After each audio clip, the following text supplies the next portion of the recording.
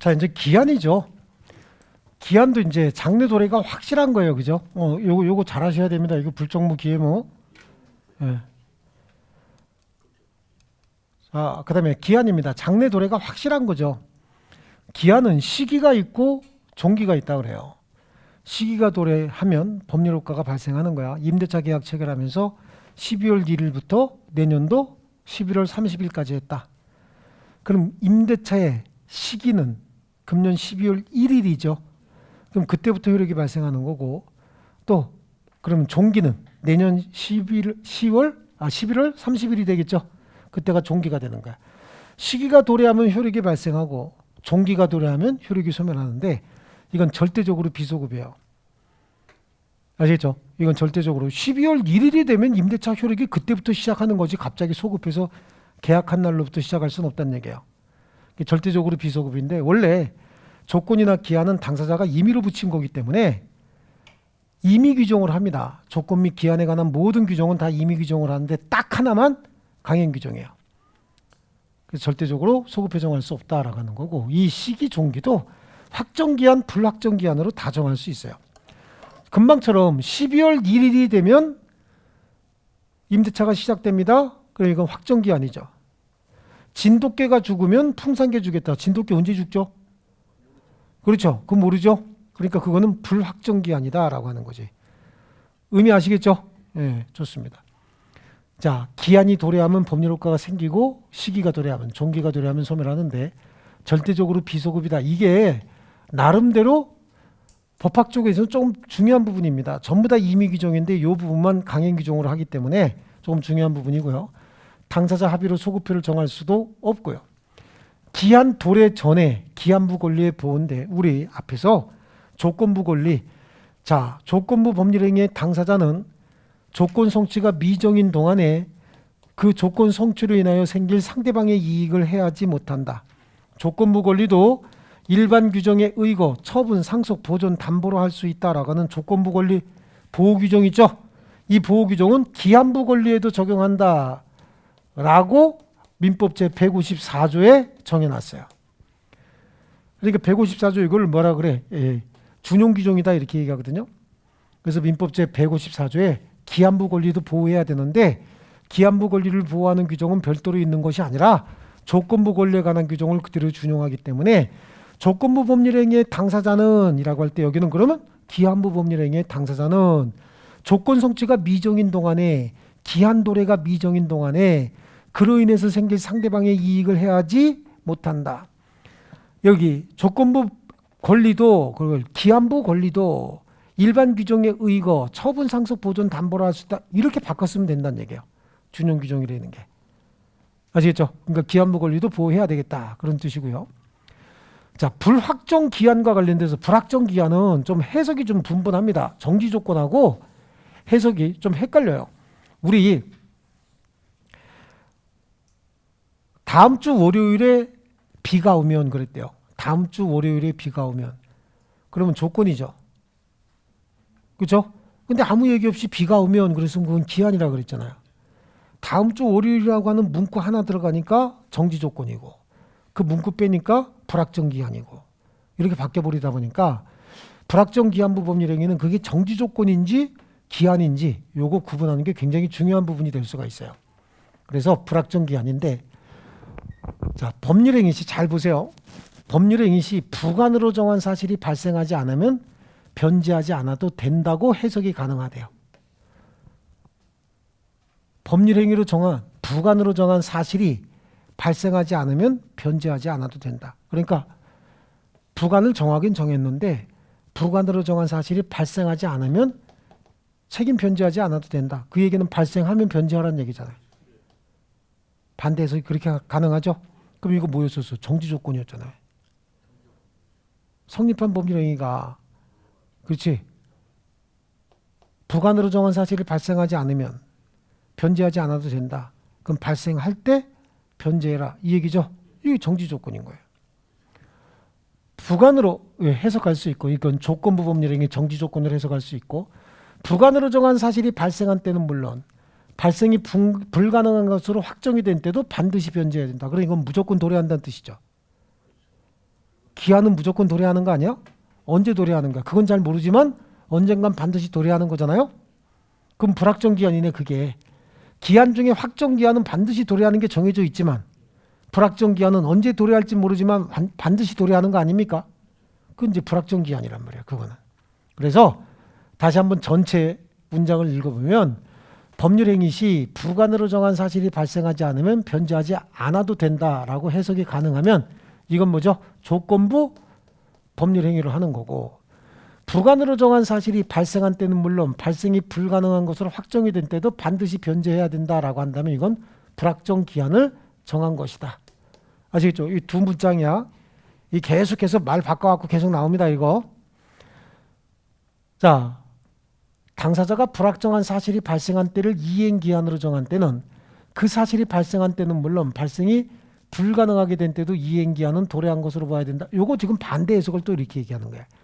부관으로 정한 사실이 발생한 때는 물론 발생이 불가능한 것으로 확정이 된 때도 반드시 이행해야 된다라고 한다면 기한이라고 해요. 불확정 기한이라면서요. 그럼 반대로 이제 당사자가 불확정한 사실이 발생한 때를 이행기한으로 정한 때는, 즉 불확정 기한을 정한 때는, 기한은 무조건 도래하는 거라면서요. 그 사실이 발생한 때는 물론 발생하지 않는 것으로 확정이 된 때도 기한은 도래한 것으로 봐야 한다. 아시겠죠? 요거 지금 반대로 해석한 거라고. 자, 요거는 이제 예를 하나 들어드릴게요. 요거 지금 이해가 잘 안 갈 거야 아마. 예. 자, 갑은 건설 도급업자야. 친구 을이에요. 얘한테 A가 건설 도급을 줍니다. 내 땅에다가 네가 이런 건물 지어줘. 이렇게 된 거야. 이렇게 생긴 건물 지어달라고요. 그래서 건물을 완공하면 20억 주겠다라고 하는 거야. 근데 여기 지하실이죠. 지하실 공사가 끝나면 5억을 줄 거고 지상 3층이야. 그래서 각각 끝나면 5억씩 주기로 했대요. 그래서 20억을 받기로 했다는 거야. 근데 착수금이 없네. 착수금이 없어. 그러니까 얘한테 돈을 빌려요. 뭐라고 빌리는 거지? 내가 1층 바닥 공사 끝내서 5억 받으면 갚을게. 일단 3억만 좀 빌려줘. 이렇게 된 거야. 지금 우리 갑한테 빌려줍니다. 근데 불확정 기한을 붙였죠. 언제 갚겠다는 얘기가 아니라 1층 바닥 공사 끝내서 5억 원 받으면 1층 바닥 공사는 공사하다 보면 언젠간 끝나죠. 그게 언제입니까? 그건 모르지. 하지만 공사가 진행되면 언젠가 끝나게 돼 있는 거잖아요. 불확정 기한이에요. 그렇죠? 당사자가 불확정한 사실이 발생한 때를 이행기한으로 정했나? 지금 정했어요. 맞아요? 정한 거 맞아요? 뭐라고 정했는데? 1층 바닥공사 끝났다는 얘기는 지하실이 만들어졌다는 얘기예요. 바닥공사 끝나면 5억 원 받아서 주겠다 그랬죠? 그러니까 불확정한 사실이 발생한 때를 이행기한으로 정했잖아요. 그런데 진짜 바닥공사가 끝났대. 그래서 5억 원 받았대요. 그럼 돈 갚아야 되지. 반드시 갚아야 되죠. 그 사실이 발생한 때는 물론 발생하지 않는 것으로 확정이 됐대. 이게 지금 이만큼 공사했는데 건설 도급 계약이 해지가 돼버렸다고. 그럼 더 이상 공사할 필요 있어요, 없어요? 없죠. 그럼 발생이 불가능한 것으로 확정이 됐죠. 그럼 빌린 돈 갚아야 돼, 안 갚아야 돼? 그래도 갚아야지. 이해되셨어요? 아니, 바닥 공사 완료 못 하는데요. 완료 못 해도 빌린 돈은 갚아야지, 그러면. 이 얘기야, 이 이야기. 당사자가 불확정한 사실이 발생한 때를 이행기한으로 정한 때 그 사실이 발생한 때는 바닥 공사에서 5억 받으면 3억 원 빌린 거 갚아야 되지만 발생이 불가능하게 됐다. 도급 계약이 해지가 됐다. 그럼 그때 갚아야 되죠. 이행기한이 도래한 것으로 봐야 된다. 갚아야 된다. 사례 나오면 무조건 이거예요. 제가 드는 사례는 전부 다 판례예요. 제가 이렇게 농담 삼아 얘기하는 것도 다 판례입니다. 자, 그다음에 임대차 계약을 체결할 때 임대 기한을 본권 토지 임대차 했어요. 임대인이 임차인에게 매도할 때까지로 정했다는 거야. 자, 여기서 임대차 계약을 체결하면 임대인이 임차인에게 목적물을 반드시 매도해야 됩니까? 임대차 계약을 체결하면 임대인이 임차인에게 반드시 목적물을 매도해야 된다. 언젠진 모르지만 매도해야 된다. 그럼 그건 기한이지만 임대차 하면은 임대인이 임차인한테 무조건 물건 매도해요? 매도할 수도 있고 안 할 수도 있죠. 아니 무슨 임대차를 안 해봐서 그래. 그러니까 부잣집에서도 살아가지고. 임대차 하면 임대인이 임차인한테 물건 무조건 매도해야 되냐고. 무조건 매도해야 된다 그러면 그건 기한이지만 무조건 매도하는 것은 아니다라고 한다면 그건 기한 붙이지 않은 거잖아요. 정지 조건이라고 볼 수는 있지만 기한은 없는 거죠. 아니 불확정 기한도 없는 거지. 그렇지. 조건이라고 해석할 수는 있지만 기한은 붙지 않은 거잖아요. 그럼 임대차 기한 없이 했다는 얘기는 그건 기간 정함이 없는 임대차란 얘기예요. 기간의 약정이 없는 임대차. 아시겠죠? 예, 좋습니다. 그래서 임대차 계약을 체결함에 임대기한을 본권 토지를 임대인이 임차인에게 매도할 때까지로 정했다면 기한을 정한 것이라고 볼 수 없으므로 기간 약정이 없는 임대차로 해석함이 상당하다. 기간 약정이 없는 임대차는 임대인 임차인이 언제든지 해지할 수 있어요. 임대인이 해지하면 6월, 임차인이 해지하면 1월이 경과되면 임대차가 소멸합니다. 아시겠죠? 예. 아이 들은 대로 해요. 그냥 여러분이 알고 있는 건 주택 임대차밖에 모르니까 이 민법상 임대차하고 달라요. 아시겠죠? 그러니까 자꾸만 가지고 있는 상식 가지고 이상한데 그러면 공부 안 돼. 여러분이 공인중개사에서 배운 건 주택 임대차 배운 거고 민법상 임대차는 달라요. 아시겠죠? 예.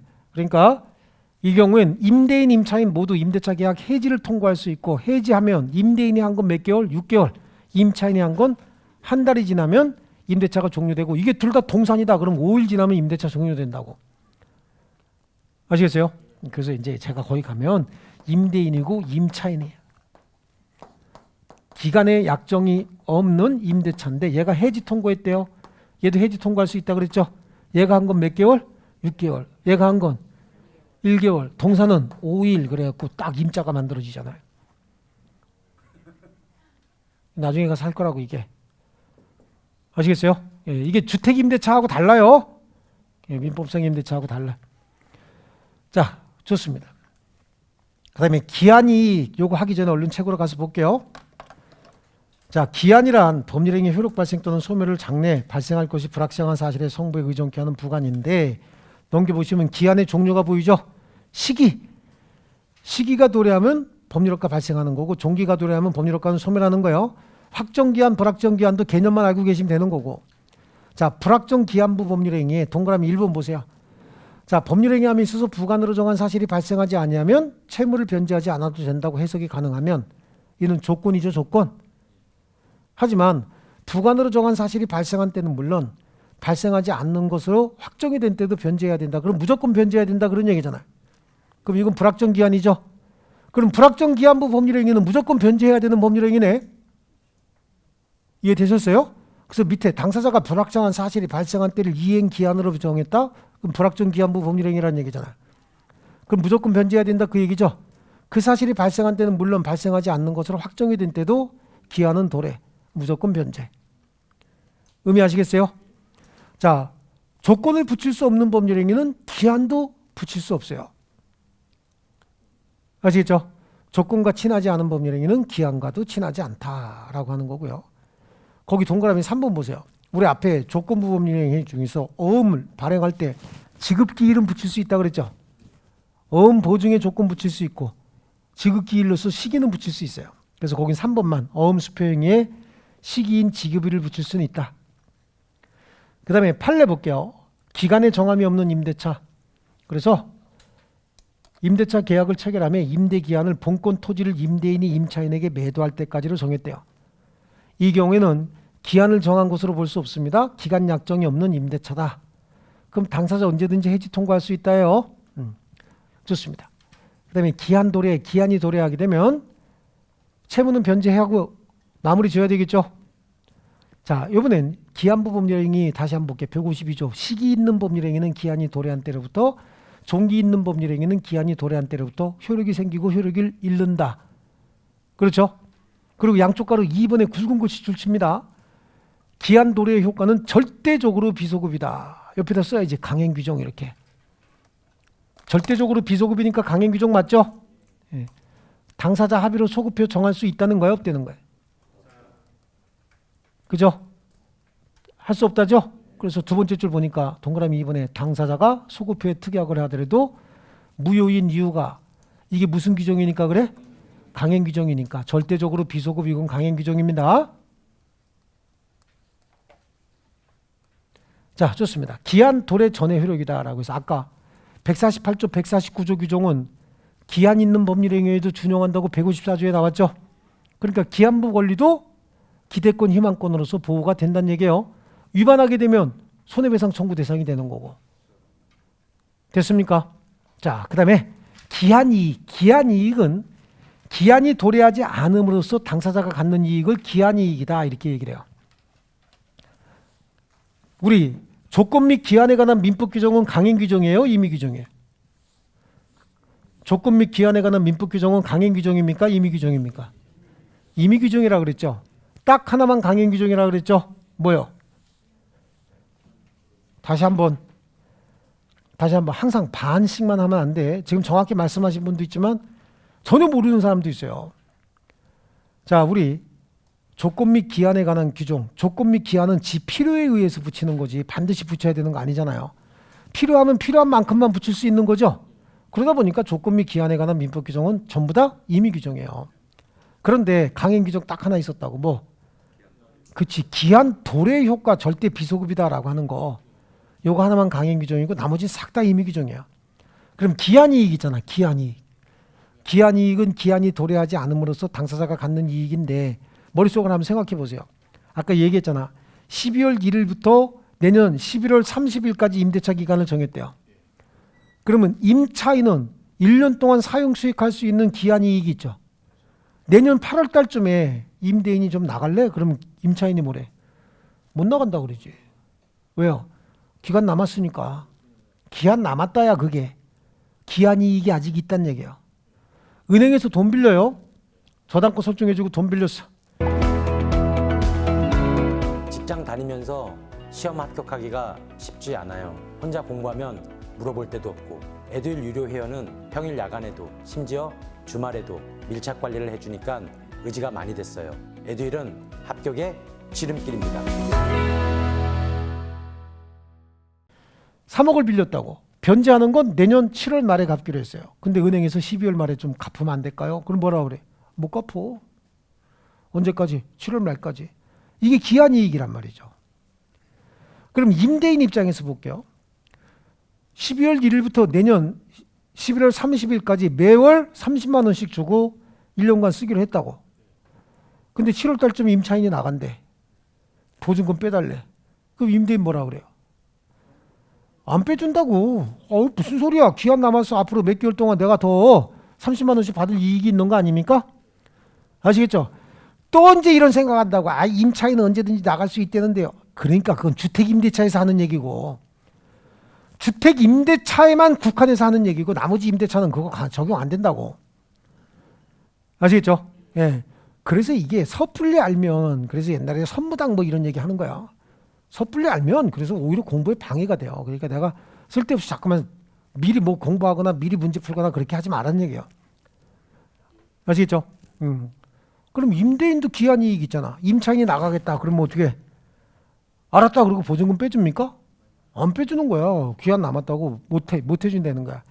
그러다 보니까 주택, 임대차, 보호법, 상가건물, 임대차, 보호법은 임대차를 통해서 경제적 약자인 임차인을 보호하기 위한 법이잖아요. 그러니까 임차인 보호하기 위해서 임차인이 나가겠다 그러면 임대인 빼줘야 되는 거고 거기는 그 임차인을 보호하기 위한 특별 규정들이 있는 거고 나머지 일반적인 임대차는 그런 거 없어요. 아시겠죠? 무조건 나가겠다라고 해서 나가는 거 아니야. 그런데 임차인이 꼭 나가야겠다는 거야. 그럼 나가. 네 맘대로 해.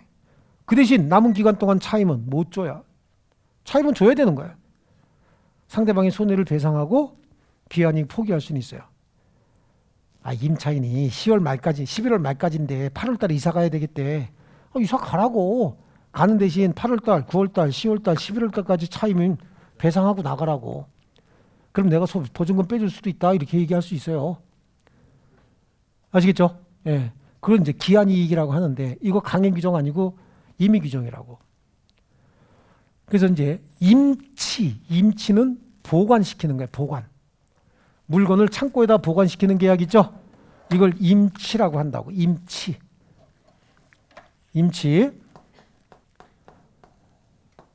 자, 을이 가지고 있는 창고에다가 갑의 물건을 보관시키자 그런 거예요. 이 계약을 뭐라 그래요? 임치라고 하는 거야. 임치계약. 임치인데 얘를 뭐라고 부르냐면 임치인이라고 불러요. 임치인. 얘는 수치인이야. 이것도 질문하신 분도 있어요. 그렇게 쪽팔리는 사람이냐고. 그거 아니죠? 네. 자, 이게 유상일 수도 있고 무상일 수도 있잖아. 유상. 무상. 한번 보시자고요. 임치계약을 1년 동안 했어. 7월 1일부터 6월 30일까지 매월 10만 원씩 주기로. 그럼 이건 유상이죠, 유상. 그래, 유상이면 얘가 여기다가 맡기는 대신 또 뭐도 줘야 되지? 10만 원씩 임치료도 줘야 되죠. 사용료, 창고 사용료 줘야 될 거 아니야. 그래, 그러면 갑은 6월 말일 전에 을이 야 물건 좀 빼가라 그럼 싫다고 할 수 있죠. 아 무슨 소리야. 6월 말까지 내가 기한이익이 있는데. 반대로 을도 마찬가지야. 임치인이 한 3월 달쯤 물건 빼가겠다. 그럼 빼가. 그 대신 요 남은 기간 동안 그렇지 10만 원씩 내놔야지. 둘 다 기한이익이 있지 않습니까? 근데 무상이래. 무상. 무상은 기한이익을 이 사람만 갖는 거야. 기한이익을. 여기서 만약에 을이 뭐 한 4월 말쯤에 야 물건 좀 빼가지. 그러면 갑이 뭐라 그러죠? 아 나 2달 동안 더 쓸래. 5월 6월 이라고 할 수 있어요. 아시겠죠? 다만 갑이 나 물건 빼갈게. 얘한테 손해 생기는 거 있어요 없어요? 무상이니까. 그러니까 무상의 경우는 기한이익은 누구만 있어요? 임치인만 있어요. 하지만 유상의 경우는 항상 쌍방 모두에게 있는 거예요. 이 경우에 임치인이 기한이익을 포기한다 그래서 수치인에게 손해가 생기는 거 없죠. 그러니까 이건 기한이익 포기할 수 있다고. 근데 이 경우에 기한이익이 상대방을 위해서도 존재하고 있지 않습니까? 기한이익 포기할 수 있어. 다만 상대방의 손해를 배상해야 된다고. 4월 말일 날 물건 빼서 나갈 수 있어. 하지만 2달분 임치료 주고 가져와야 된다고. 아시겠습니까? 자, 물건을 빌려주는 대차 계약으로 볼게요. 갑과 을이 이렇게 생긴 물건에 대해서 대차 계약을 했다고. 대차는 빌려주고 빌리는 계약 얘기하는 거예요. 사용수익 제공해주고 사용수익 받는 계약인데 이게 사용대차라는 거지. 사용대차면은 유상이에요, 무상이에요? 사용대차. 얘가 임대인, 얘는 임차인. 아, 그럼 이건 임대차라고 불러야 된다. 유상 먼저 할게. 위에도 유상 먼저 했으니까. 그럼 뭐가 되는 거죠, 이거? 임대차가 되는 거고, 무상이면 뭐라고 부르냐면 사용대차라고 부르는 거야. 사용대차. 그럼 얘는 뭐라고 해야 하냐면 사용대주. 얘는 차주 이렇게 부른다고. 이건 유상이야, 유상. 유상의 경우에는 1년 동안 사용수익 하기로 했고 매월 50만 원씩 주기로 했대요. 매월 50만 원씩 주기로 했다. 그러면 임대차에서는 임대인도 1년 동안 차임받을 이익이 있죠. 임차인도 사용 수익을 할 이익이 있잖아요. 그래서 둘 다 기한이익이 있어요. 기한이익을 갖는 자는 기한이익 포기할 수 있습니다. 그 대신 상대방의 손해를 배상하고 기한이익 포기할 수 있다. 임대인이 얘한테 야 3개월 남았는데 이사 좀 가지? 그럼 여기 이사 가야 돼. 그 대신 손해배상 청구해야 되죠. 3개월 동안 사용수익 못한 거 또 3개월 동안에 여기 더 사용해서 마모시키고 감가상각시켜야 되는데 그대로 놓고 와야 되잖아. 이거 다 손해배상 청구할 수 있어요. 임차인도 중간에 나 나갈래요. 그 대신 남은 기간 동안 차임 주고 이사 갈 수 있다고. 둘 다 기한이익 갖는 거예요. 근데 사용대차는 얘만 기한이익이 있죠. 공짜로 사용하는 거니까. 그러니까 기한이익을 얘만 갖는다고. 그럼 여기 기한이익 포기한다 그래서 중간에 이사 간다 그래서 갑한테 손해 생기나요? 안 생기죠. 그래서 기한이익 스스로 포기할 수 있는 거고요. 그 다음에 소비대차 보세요. 돈을 빌려주고 빌리는 걸 소비대차 계약이라고 그래요. 그래서 돈을 빌려주고 빌려줬다. 소비대차. 이자가 있는 경우와 이자 없는 경우, 이자부, 무이자 자, 빌려준 사람 뭐라 그래? 소비 대주. 여기는 소비 차주. 이자가 있으면 이자 보라 그랬죠. 1년 동안 쓰기로 했대요. 1억 원을 매월 이자 1%씩 해서 빌려주기로 했다. 이자부의 경우에는 소비 대주도 소비차주도 1년 동안 사용 수익할 이익이 있지만 소비 대주도 이자 받을 이익이 있지 않습니까? 무이자의 경우에는 공짜로 쓰는 거 아니야? 그러니까 이때는 누구만 있어요? 사용차주만 기한이익이 있다. 의미 이해하세요? 네. 기한이익을 갖는 자는 기한이익을 포기할 수 있다. 기한이익 갖는 자는 얘 기한이익 포기할 수 있죠. 기한이익 갖는 자 기한이익 포기하는 거잖아. 기한이익 갖는 자 기한이익 포기할 수 있다고. 근데 얘들도 기한이익 갖는 거 아니야? 얘들도 다 기한이익 있죠. 그럼 기한이익을 갖는 자인데 기한이익 포기하려면 어떻게 해야 되느냐? 기한이 상대방의 이익을 위해서도 존재하는 경우에는 상대방의 손해를 배상하고 포기해야 된다고.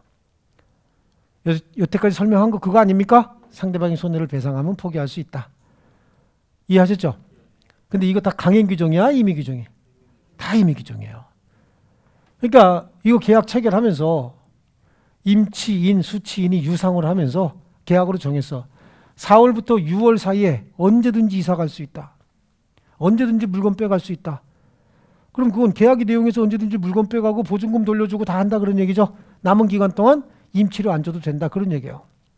여기도 이자부 소비대처 체결하면서 야, 이때부터 이때 요 사이에 언제든지 소비대조가 달라 그러면 갚기로 한다. 언제든지 이거 갚아도 이자는 안 내기로 한다. 라고 약정을 하게 되면 어떻게 해요? 그 약정대로 그냥 갚아도 되는 거야. 우리 은행에서 돈 빌리면서 3년 약정하고 빌렸는데 2년 만에 갚으면 중도상환 수수료 내는 거 내잖아. 그게 요거예요, 요거. 중도상환 수수료. 상대방의 기한이익을 침해했으니까 상대방의 손해 배상하고 기한이익 포기하는 거라고, 일찍 갚을 때. 이해하시겠죠? 그래서 기한이익은 포기할 수 있다. 그러나 상대방의 이익을 해하지 못한다. 그 말은 기한이익이 상대방을 위해서도 존재하는 경우에 기한이익 포기할 수는 있지만 상대방의 손해를 배상하여야 한다라고 하는 거고, 이거 임의 규정이다 보니까 보통 이제 기한이익과 관련돼서는 거의 여기서 다 나와요. 문제는 다른 시험도 여기서 거의 다 나와. 여기서만 나와요. 그러니까 요거는 이제 조금 있다가 수업이 끝나면 카메라로 하나 찍어 놓든지, 근데 글씨가 기발세발이라 그죠? 예. 찍어 놓든지 아니면 뭐 여기 있는 내용을 하나 찍어 놓든지, 책에도 있긴 있으니까 그죠? 그래. 자, 어쨌든 기한이 누구를 위해서 존재하는지 분명치 않은 경우, 이건 기한이 누구를 위해서 존재하는지 분명하잖아. 그죠? 근데 이거 임의 규정이라고 그랬잖아요. 그러니까 당사자가 합의로 달리 정하는 과정에서 뭔가 좀 잘못 써갖고 누구를 위해서 존재하는지 분명치 않다는 거야. 그러면 법률 관계에서 채권자를 보호해야 돼, 채무자를 보호해야 돼? 거래 관계에서 법은 채권자 편이야, 채무자 편이야? 법은 항상 채무자 편이, 채권자 편인데 채무자 편인 척을 해, 항상. 그죠? 법은 항상 채권자 편이야. 아니, 우리같이 없는 놈이 법에 보호받을 게 뭐 있어? 있는 놈들이 법에 보호를 받아야지. 그렇잖아요? 실제로 법은요, 절대 여러분 없는 사람 편이 아니에요. 우리같이 아무것도 뺏길 게 없어. 근데 무슨 법의 보호를 받아? 뺏길 거 많은 놈들이 법의 보호를 많이 받는 거죠. 그래서 그러니까 돈 많은 애들이 세금 많이 내는 거야. 보호를 많이 받기 때문에요. 아시겠죠? 우린 세금 내는 거 있어요, 없어요? 없어. 나는 세금 안 내. 근로에 대한 소득 있죠? 이거만 매월 근로소득세도 띄고 5월 말에 종합소득세도 띄고 이중으로 떼가요. 건강보험료 겁나게 떼가고 말이야. 그죠? 예, 그래. 그거밖에 없어요. 나는 그건 안 내. 다 그분 걸로 돼 있어서 다 그분이 내요. 나보다 세금 더 많이 내. 왜? 가진 게 많아, 그분은. 나는 가진 게 없어. 성철 스님 마냥 무소유를 항상 무소유를 표방하고 있어. 내가 가지고 있는 카드 다 그분 거요. 내가 쓰면 띵동 글로 다가. 뭐 하는데 밥을 12,000원짜리 먹었냐? 여기요. 10,000원짜리 있는 줄 알고 왔는데 10,000원짜리 없고 12,000원짜리밖에 없어서 최하로 싼 거 먹었습니다. 그래요. 내일은 8,000원짜리 먹어라. 그래 형평이 맞잖아요. 네, 다 글로 간다니까. 아시겠죠? 그러다 보니까 기한이익이 누구를 위해서 존재하는지 분명치 않을 때는 채무자를 보호하는 척 해야 되니까 채무자 이익을 위한 것으로 추정한다. 그렇지? 누구를 위해서 존재하는지 모른다며. 모르니까 추정하는 수밖에 없죠. 알 수 있는 근거가 있으면 어떻게 해야 돼? 본다. 간주한다. 아시겠죠? 자, 앞으로도 계속해서 나올 건데 추정한다 있잖아. 추정한다 하고 본다. 추정한다 하고 본다는 이건 이제 원료에 관한 내용이니까 잘 들으셔야 돼요. 뭔가 판단할 수 있는 근거가 있대요. 그럼 그건 다 뭐야? 본다, 간주한다.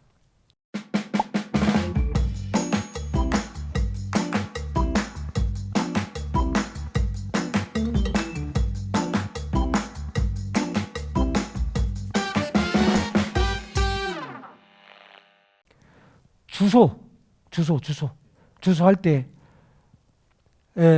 법률행위 하면서 가주소를 정한 때는 해당 법률행위에 있어서는 이를 주소로 본다지. 왜냐하면 가주소는 둘이 합의해서 정한 장소가 있잖아요. 계약서에 있을 거 아니야. 그러니까 본다죠.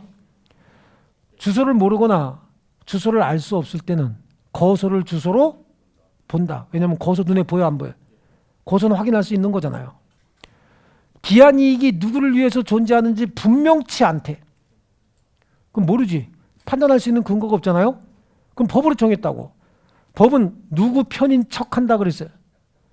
약자, 채무자 편인 척한다 그랬죠. 채무자 이익을 위한 것으로 추정한다고 해야지. 이해하셨습니까? 네. 자, 그래서 우리 책으로 가면 기한이익을 가지는 자. 그래서 무상임치에서는 누가요? 임치인. 그냥 거기 채권자만이 채무자만이 그러지 말고 뒤에 있는 내용을 줄쳐야 돼. 무상임치에서 임치인, 무이자 소비대차에서 소비차주, 사용대차에서 사용차주, 그다음에 이자부 소비대차에서 대주차주, 임대차에서 임대인과 임차인, 유상임치에서 임치인, 수치인 모두 다 기한이익 갖는다고. 아시겠죠? 그 밑에가 우리 18회 기출문제죠. 시험 이렇게 나옵니다. 실제로. 다른 시험도 다 이런 식으로 나와요. 자, 그 다음에 기한이익이 누구를 위해서 존재하는지 분명치 않은 경우. 자, 보세요. 기한은 채무자 이익을 위한 것으로 뭐라 그랬어요? 추정한다. 이제 추정에 동그라미 쳐야 되죠. 옆에다가 본다 X 써놔야 되죠. 왜 추정한다요? 눈에 안 보인다며. 그러니까 추정한다요.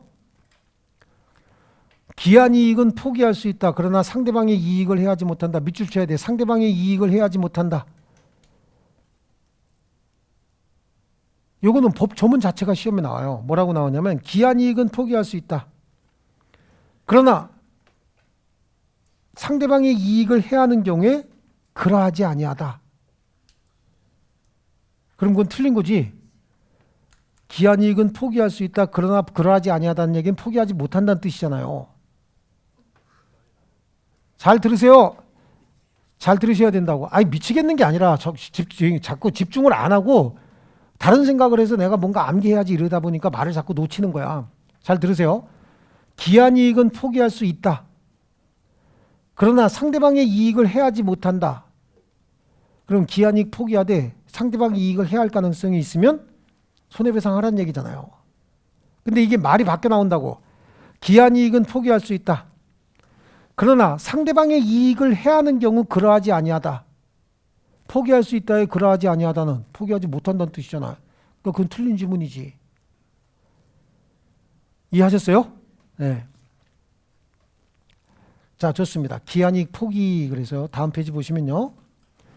기한이익은 포기할 수 있으나 상대방의 이익을 해하지 못한다. 그거에 대한 해석이에요. 그래서 거기 기억하고 니은 다 줄칠 거야.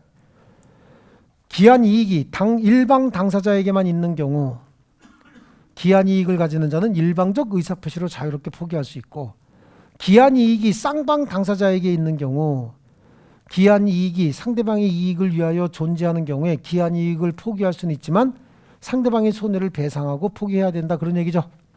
배상해야 된다. 됐습니까? 자, 그 다음에 기한이익 상실 그랬습니다. 388조보다는 여러 가지 있는 법을 한꺼번에 묶어놓은 건 밑에 기한이익 상실 사유가 보이죠? 자, 거기 한번 볼게요. 이것도 설명을 여기 좀 보세요. 여기 내가 해놨나? 아, 그렇구나. 기한이익 상실 사유 볼게요. 얘가 여기다가 2억 원을 빌려주기로 하고 담보를 제공받기로 했어요. 이걸로 저당권을 설정해 주기로 했다고. 그런데 순서대로 잘 보세요. 저당권 설정해 주기로 했는데 저당권을 담보를 제공하지 않고 있다는 거예요. 이거 담보 제공 안 한대요. 그럼 빌려준 2억 원 빨리 회수해 와야 되죠. 다 쓰기 전에. 아니 1년 남았는데 오늘 빌려줘서 내년까지 쓰기로 했는데 왜 벌써 달래요? 네가 담보 제공 안 한다며. 그럼 어떻게 돼요? 이거 돈 못 받을 가능성이 있잖아, 쓰면은. 그러니까 채무자가 담보 제공 의무를 이행하지 않고 있다? 그럼 암만 기간이 많이 남았어도, 기한이 많이 남았어도 돈 다시 회수해 와야지. 또 하나, 담보는 제공했대요. 담보는 제공했는데 하나씩 띄어다가 팔고 있다는 거지. 그럼 이거 담보가치 점점 떨어지는 거 아닙니까? 나중엔 못 쓰는 물건이 될 수도 있죠. 그럼 못 쓰는 물건 되기 전에 돈 회수하던가 경매 실행하던가 해야지. 그리고 당사자 사이에 특약을 정했다는 거예요. 뭐라고 정했냐라고 하는 거죠. 혹시 돈 빌려주고 이자를 매월 1%씩 받기로 했는데 특약으로 이렇게 정했어요. 채무자가 3개월간 이자를 연체하면 채권자는 즉시 변제 청구할 수 있다. 이렇게 정해놨다는 거예요. 채무자가 3개월을 연체하면 채권자가 즉시 변제 청구할 수 있대. 이자 3개월 연체하면. 근데 얘가 진짜 3개월 연체했어요. 그럼 3개월 연체하면 얘는 즉시 변제 청구해버리면 되는 거죠. 근데 얘 불쌍해. 그럼 어떻게? 좀 기다려줄 수도 있죠. 아니 3개월 연체하면 즉시 변제 청구해서 기한이 뺏어올 수도 있지만 몇 개월 더 기다려줄 수도 있잖아. 한두 달 더. 그렇지 않습니까? 예, 그래. 그래서 당사자 사이에 특약으로 기한이익 상실 사유를 정했다. 이자 약정했다고 무조건 기한이익 상실 사유 정한 건 아니고 이자를 3개월 이상 연체하면 즉시 변제 청구할 수 있다고 했으면 특약으로 해놓은 거 아니에요. 근데 3개월 진짜 밀렸대. 그럼 3개월 밀렸으니까 어떻게 해라. 당장 갚아라. 이렇게 나올 수 있는 거 아니에요. 우리도 은행에서 돈 빌릴 때 이자를 뭐 몇 개월 이상 연체하면 은행에서 기한이익 상실 사유에 해당합니다라고 하는 거 다 적어놨어요. 대출 약정에 보세요. 여기도 3개월 이상 이자 연체하면 즉시 변제 청구할 수 있다. 그런 거야. 그러면 당사자 사이에 기한이익 상실에 관한 사유를 정해놨습니다. 이거는 채권자가 즉시 변제 청구해도 되는 거고 즉시 변제 청구하지 않고 좀 더 기다려줄 수도 있는 거죠. 선택권이 누구에게 있는 거예요? 채권자에게 있는 거야. 그러니까 그 기한이익 상실 사유는 누구를 위해서 둔 것이다? 채권자의 선택권을 준 것이다. 그런 얘기예요. 이해되셨습니까? 그래서 기한이익 상실에 관한 특약은 특별히 정함이 없으면 형성권부 기한이익 상실에 관한 특약으로 추정한다. 즉 얘가 3개월 됐으니까 갚어. 그럼 갚아야 되는 거야. 근데 얘가 안 하면 계속해서 밀려도 관계없다 그런 얘기죠. 얘가 5개월 만에 갚어. 그럼 그때 갚아야 된다고. 즉 얘가 일방적으로 의사표시하면 기한이익 상실의 효력이 생기고 의사표시하지 않고 봐주면 아무 일도 안 생긴다고. 표의자가 일방적으로 의사표시해서 법률효과 발생시키는 걸 뭐라 그래요? 형성권 단독행위라고 하잖아요. 그러니까 여기서 기한이익 상실에 관한 당사자 사이의 특약은 채권자의 선택권이 있고 채권자가 즉시 변제 청구해도 되고 봐줘서 청구하지 않아도 된다고. 근데 즉시 변제 청구하면 갚아야 되죠. 그래서 특별히 정지조건부로 정하지 않았으면 뭐다? 형성권적 기한이익 상실에 관한 특약으로 추정해 줘야지. 왜냐하면 형성권적인 건지 아닌지 모르지만 지금 형태가 형성권적인 것 같잖아. 그러니까 추정한다. 이해되셨어요? 자, 좋습니다. 그래서 거기 기한이익 상실 사유, 채무자가 담보를 손상 감소 멸실하게 했다. 여기 담보를 손상 감소 멸실하게 했을 때 그 담보는 여기는 물적 담보만 얘기했지만 인적 담보도 포함하는 거지. 인적 담보가 우리 시험에 나왔을 때 뭐라고 나왔냐면 채무자가 보증인을 때려서 생활 능력을 상실하게 했대요. 그럼 여러분이 채권자라고 생각해봐요. 보증인이 회사 다니면서 월급 잘 받는 게 좋아? 병원에서 산소 마스크 쓰고 있는 게 좋아요? 월급 잘 받는 게 좋죠? 그래서 채무자가 보증인을 폭행해서 생활 능력을 상실시켰다. 그러면 그건 담보가치 떨어뜨린 거예요. 그렇지 않습니까? 그래서 그 인적 담보가치를 감소시켰죠? 손상했죠? 예. 그럼 이건 기한이익 상실 사유에 해당하는 거고, 담보 제공 의무를 이행하지 않았다. 그 다음에 채무자가 파산했다. 파산했다는 얘기는 뭐가 됐다는 얘기예요? 거지 됐다는 얘기예요. 그렇죠? 그러면 채무자의 재산, 채권 싹 다 파산관제인이 승계받아서 변제기 도래하지 않은 것들도 다 지금 청구해라. 그래서 다 청구하게 돼 있다고. 아, 얘가 여기다 돈 빌려줬다니까 담보 제공했어요. 근데 얘가 파산했대. 아직 변제기일은 이만큼, 여기까지 남아있어. 이만큼이. 그래서 파산관제인이 얘 채권 채무 모두 승계한다니까. 승계해서 채권자한테 지금부터 파산 절차 진행할 테니까 바로 청구해. 그럼 바로 청구해갖고 자기 받을 돈이 얼마인지 청구해야 된다고. 그 채무자가 파산한 때도 기한이 남아있어도 기한이익은 무조건 소멸하는 겁니다. 아시겠죠? 그 다음에 동그라미 4번에 기한이익 상실에 관한 당사자 사이의 특약이죠. 그건 다 줄쳐놓으셔야 돼. 기한이익 상실에 관한 특약은 특별히 정함이 없는 경우에 형성권적 기한이익 상실에 관한 특약으로 추정한다죠. 왜? 기한이익 상실 사유는 누가 선택권이 있다고? 채권자가 선택권이 있어. 그러니까 채권자를 위한 것으로 추정하는 거예요. 아시겠죠? 좋습니다. 그리고 다음 페이지 판례 보시면 밑에서 세 번째 줄 뒷부분에 보니까 기한이익 상실의 특약이 채권자를 위하여 둔 것인 점에 비추어 명백히 정지조건부로 정하지 않았다면 형성권적 기한이익 상실에 관한 특약으로 추정하는 것이 타당하다죠. 됐습니까? 네. 자, 그 다음에 거기 25회 기출문제 4번 문제 보세요. 4번 지문. 정지조건이 법률행위 당시 이미 성취할 수 없는 것인 경우 그랬어요. 이미 성취할 수 없는 게 뭐야? 불능이지. 그러니까 불능 조건이 무슨 조건이라고? 정지조건이잖아. 불정, 무. 옳은 거 그거 찾아야지. 그렇죠? 1번이 뭐야? 특별한 사정이 없는 한 기한이익은 포기할 수 있어요, 없어요? 있다지. 기한이익 갖는 자는 포기할 수 있어요. 근데 기한이익이 상대방을 위해서도 존재하는 경우엔 포기할 수 있습니까, 없습니까? 있다니까. 손해배상하고. 그렇죠? 아, 여러분 걸리는 게 딱 정해져 있어요. 탁탁탁탁 걸려. 정지 조건 있는 법률행위는 조건이 성취한 때로부터 효력이 그렇지. 발정이잖아. 발정 해소. 발생하는 조건이죠. 정지 조건은 조건 성취가 미정인 권리 담보 제공할 수 있습니까, 없습니까? 기대권, 희망권 있다죠. 있다. 5번에 법률행위에 어떤 조건이 붙어 있는지 여부는 그 조건의 부존재를 주장하는 자야, 아니면 뭐죠? 효력 발생을 다투는 자야. 효력 발생을 다투는 자가 조건이 붙어 있는지 여부를 입증해야 되죠.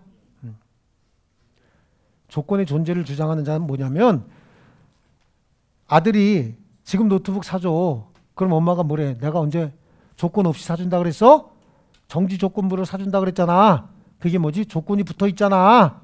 그 얘기는 아직 효과 발생하지 않았잖아. 그 얘기죠. 예. 뭐 이런 정도예요. 자, 그 다음에 넘겨보시면 기간과 소멸시효 나오죠. 기간 및 소멸시효. 요거는 이제 다음 시간에 계속 하겠습니다. 이제 다음 주에는 아마 여러분 저기가 끝나요. 총칙이 끝나고 상권이 끝나고 이제 학원 들어가야 되죠. 예, 학원. 아마 학원까지는 안 갖고 오셔도 될 거예요. 다음 주에는 이제 상권만 끝낼 겁니다. 다음 주가 수업이 한 번인가 두 번인가? 한 번이잖아요. 그죠? 네. 자, 수고하셨습니다. 주택관리사 합격! 에듀윌 합격 패스!